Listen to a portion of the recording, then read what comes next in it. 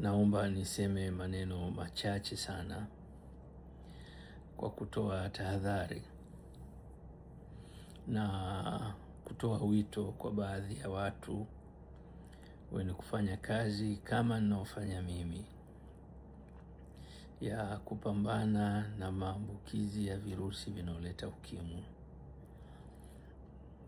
Ni vizuri sana ukawa madhubuti na ukawa madhubuti kwenye taarifa. Lazima uwe una mfumo unaokupa taarifa mtu yoyote aliyokuwa karibu yako. Kama mfumo huu huna, bado hujaujua ukimwi ni kitu gani, bado hustahiki kufanya kazi hiyo. Lakini unaweza ukafanya watu wakaja kwako na ukawatibu, lakini bado uko nasara, bado uko chini sana. Kwa ushauri wangu kwa watu wanaofanya kazi kama yangu, lazima kabla hawajaanza kuambia watu, watengeneze huo mfumo wa kupata taarifa wa mtu yoyote aliyokuwa karibu yake kwa wazo lolote, jambo lolote, halijue kabla ya wale wanaolifanya kulijua, kaisha lijua. Yani mtu anaweza akajipanga, mimi nataka nifanye hivi, au ameshajua kabla hawajatekeleza swala hilo au wanaanza kutekeleza swala hilo. Huu ni ushauri wangu. Tahadhari ni kuna vijana ambao niko nao karibu,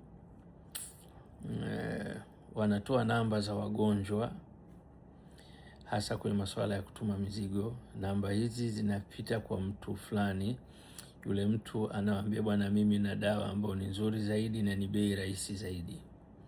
Kwa hiyo wagonjwa wale wanachukua utaratibu huo kwa sababu wanataka rahisi na wanahitaji kupata unafuu kwa rahisi, wanaanza utaratibu huo. Hili kwetu limeshatutokea zaidi ya mara 5, na leo tumepata formation hiyo, tukaona ni bora tuiweke wazi. Na tunaweka wazi kwenye mambo mawili. Swala la kipimo, ni lazima T.R. Msigwa apate ripoti ya kwanza ili akupe kipimo cha pili.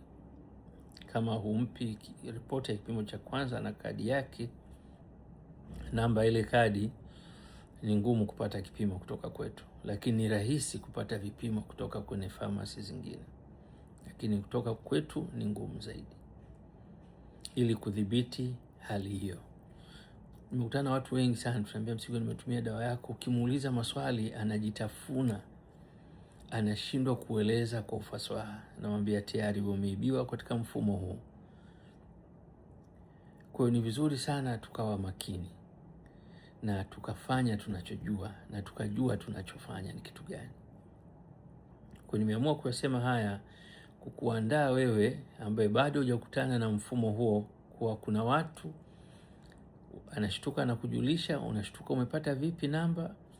Tunawatuma mizigo, zile namba wanabaki nazo, wakati mwingine zinavuja, zinafikishwa kwa mtu fulani. Huyo mtu nitamtaja kati hizi siku mbili jina lake na sehemu.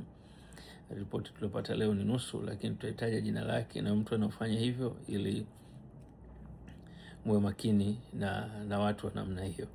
Na si imeshatokea kwa walinzi wengi ambao tunawapa kazi ya ulinzi, kufungua geti, funga, basi mgonjwa uzungumza naye yule, umtafutia dawa ya bei rahisi, alafu lawama au kitu gani kinakuja kwangu.